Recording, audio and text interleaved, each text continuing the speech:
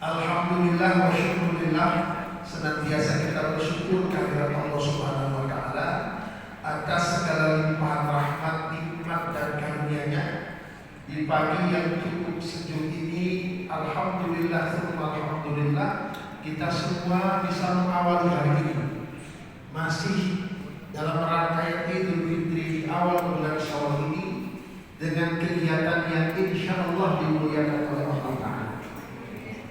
Hadir kita di sini, di mana kita meyakini bahwa ini adalah lembaga pendidikan yang menjadi harapan bangsa ini, yang menjadi kebanggaan umat ini. Saya kalau melihat As-Sofa ini, Yayasan As-Sofa terkenal dengan almarhum guru kita semua. Ya, saya manggilnya Buya Sofi Khalil dari As-Sofa sebelum di sini, masih ada di Sukajadi. Ada juga salah seorang guru rekan saya juga saat itu, Pak Yus Rizal, sekarang sama-sama hijrah ke Kabupaten Indragiri Hulu. Saya beliau Pranam tinggalnya. Dulu mengawali kegiatan-kegiatan dakwah, ya, almarhum ini memang merupakan salah satu motivator pendidikan. Jadi akui atau tidak, beliau motivator bagi saya secara pribadi dan juga bagi para aktivis pendidikan saat itu tentunya. Sehingga keberadaan As-Sofa ini, Masya Allah Ta'ala, kita meyakini betul begitu memberikan maslahat kepada umat ini. Maka bersyukurlah para ustadz, ustadzah, bapak-bapak dan ibu-ibu sekalian bisa masuk dalam lembaga ini bersama membangun umat lewat Yayasan As-Sofa. Mudah-mudahan diridhoi Allah Ta'ala. Maka sebagai bentuk penghormatan kepada almarhum, bagi saya praktisi pesantren ini sebuah kelaziman, dan juga penghormatan kita kepada beliau. Saya meminta kepada kita semua, kita kirimkan surah Al-Fatihah buat almarhum Bapak Buya Sofi Khalil beserta mereka yang sudah banyak berjasa mendirikan Yayasan As-Sofa, lembaga pendidikan ini. Mudah-mudahan yang telah dipanggil oleh Allah dilapangkan kuburnya, diterangi kuburnya, dimudahkan hisabnya, dan Allah kumpulkan beliau tersebut bersama orang-orang soleh dan Nabi Muhammad di jannahnya. Ala hadhihi wa ala kulli niyatin salihah. Al-Fatihah. A'udzu billahi minasyaitonir rajim. Bismillahirrahmanirrahim. Alhamdulillahirabbil alamin arrahmanir rahim maliki yaumiddin. Iyyaka na'budu wa iyyaka nasta'in ihdinas siratal mustaqim siratal ladzina an'amta 'alaihim waladdallin. Amin.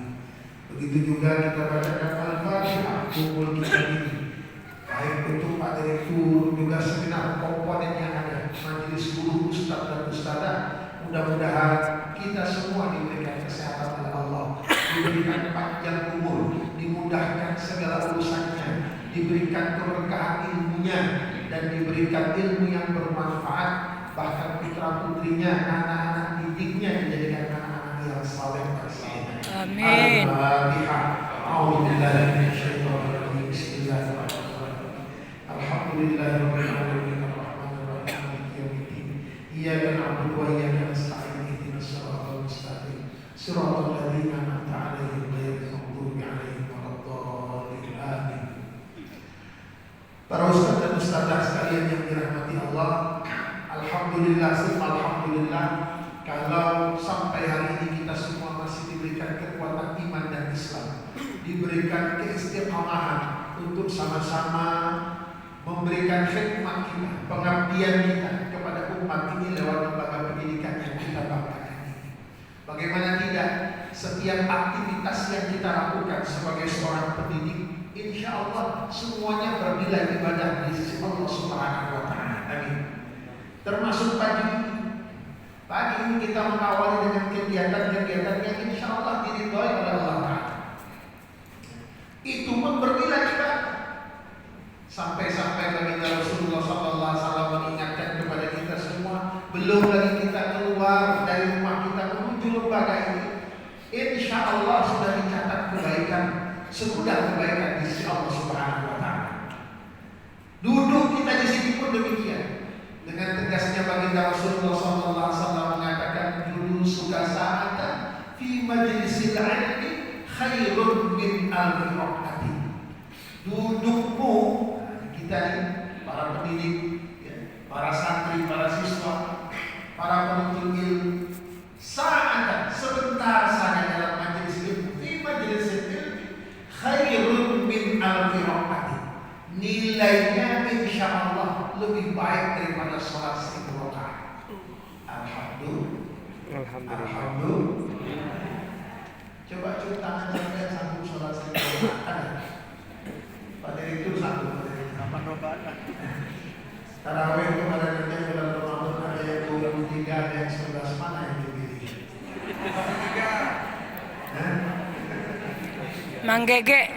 Sudah 11 rakaat dibanding pulang. Masjid RT sebelah 11 rakaat 25 menit. Masjid RT satu lagi 20 menit. Beda 5 menit diambil ya 20 menit. Ada yang kayak gitu, Bu? Mana orangnya? Begitulah kita sebagai hamba, sebagai umat Muhammad sallallahu alaihi wasallam dengan segala kelebihan dan kekurangannya yang tidak sedikit. Sehingga Rasulullah sallallahu alaihi wasallam banyak memberikan fadilah kepada kita, banyak memberikan keutamaan kepada kita. Siapa kita yang tak sanggup meningkatkan para ustaz dan ustaz, meskipun level ustaz kita sudah di pundak kita, panggilan ustaz kita, panggilan buya kita, ustazah kita, kiai kita, bisa dipastikan godaan yang kita hadapi ini jauh lebih berat. Sehingga ibadah yang mau kita dirikan saja terkadang tidak sedikit panggilan-panggilan yang menggoda iman kita. Bukan hanya menggeser nilai-nilai keimanan kita, tapi bisa jadi menggusur nilai keimanan kita. Alhamdulillah. Ini yang terjadi. Makanya baginda Rasulullah SAW memotivasi buat kita semua, para ustaz, para ustazah. Ayo, ada fadilah-fadilah yang diberikan oleh Allah lewat Rasulullah SAW. Maka bagi kita yang ngerti akan fadilah-fadilah itu berkah ilmu, jadi seorang guru tidak akan tak berhenti dari seorang guru. Itu pasti. Sampai kapan? Sampai ajal guru. Kenapa? Karena tidak sedikit keutamaan-keutamaan yang diberikan oleh Allah Subhanahu wa taala lewat baginda Rasulullah sallallahu alaihi wasallam. Alhamdulillah para ustaz dan ustazah, kalau pagi ini kita Allah kuatkan iman kita, Allah kuatkan Islam kita. Duduknya sudah nilainya di majelis ilmu lebih baik daripada sholat 1000 rakaat. Mohon maaf, mana lebih dulu antara mencari ilmu atau beribadah? Ilmu dulu atau ibadah dulu? Ilmu dulu. Tidak bisa kita beribadah tanpa ada ilmu. Sehingga Masya Allah, dalam kitab Imam Ghazali Ihya Ulumuddin dikisahkan di sana bagaimana di zamannya Nabi Daud alaihissalam ada setan yang tak masuk ke masjid mengganggu orang. Karena apa? Karena ada orang alim yang tidur di sudut masjid. Coba bayangkan, setan takut sama orang alim yang tidur. Kenapa? Orang yang alim tidur tidak sembarangan tidur. Pasti dia mau tidur membersihkan diri terlebih dahulu, membaca doa. Bisa jadi mungkin diawali dengan sholat sunnahnya. Sudah kuat membentengi diri. Kenapa kata Nabi Daud, kok kamu tak jadi mengganggu orang yang sholat itu? Aku bukan tak mengganggu orang yang sholat itu, tapi aku takut orang yang tidur itu nanti bangun, dia akan marah sama aku. Gimana cara marah orang lain? Memberikan bimbingan, memberikan nasihat, memberikan arahan. Masya Allah. Maka ini kelebihan. Orang-orang yang diberikan kelebihan oleh Allah Subhanahu wa taala untuk menjadi seorang mudarris, menjadi seorang mudarrisah, menjadi seorang murabbi dan murabbiyah adalah sebuah keutamaan dari Allah Subhanahu wa taala. Alhamdulillah. Maka jangan ada sedikit pun niat untuk berhenti dari guru. Ya Bu ya? Jangan. Minimal guru untuk rumah tangga kita. Minimal guru untuk anak-anak didik kita, apalagi ini sudah dihamparkan, diberikan kepercayaan oleh umat lewat lembaga yayasan As-Sofa ini, murid dididikkan di sini.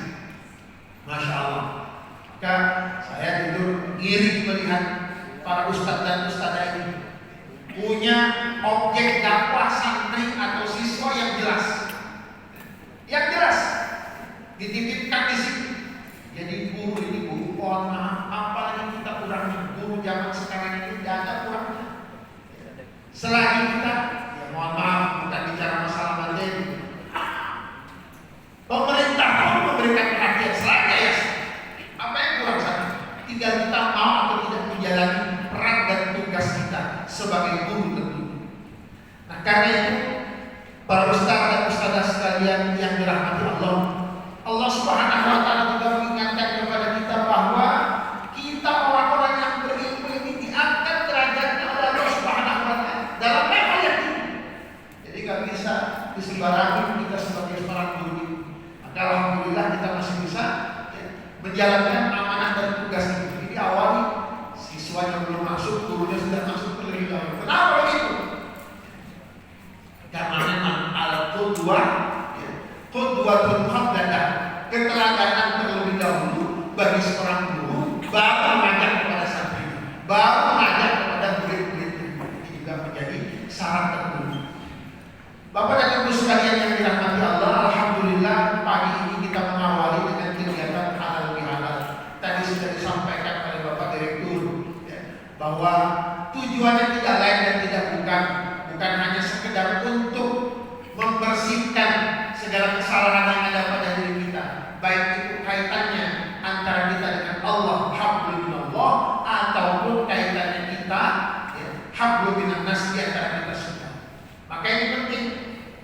Kenapa demikian? Mohon maaf, Ramadan yang baru saja pergi meninggalkan kita ini, dia punya peran untuk membakar segala dosa dan kesalahan kita. Dengan apa? Dengan peningkatan amaliyah yang kita lakukan. Maka alhamdulillah, kalau kemarin di antara kita bapak-bapak tarawihnya full. Alhamdulillah. Iya, full kan betul? Yang full, ya kan? Nah, yang tak full ada juga ya. Yang tak full. Ya meskipun kadang-kadang kita sebagai umat ada saja kelesnya, ya. Tarawih itu kan sunnah, Pak Ustaz. Tak perlu lagi harus dilakukan tiap malam. Iya sunnah, ya kan? Dan kalau Rasulullah memang tidak mewajibkan itu, tapi ini menjadi sarana bagi kita tentunya untuk menambah segala amalia yang kita lakukan. Kalau ibu-ibu mungkin dengan segala ujian yang ada tentunya, apakah lampu merahnya, urusan dapurnya, dan lain sebagainya.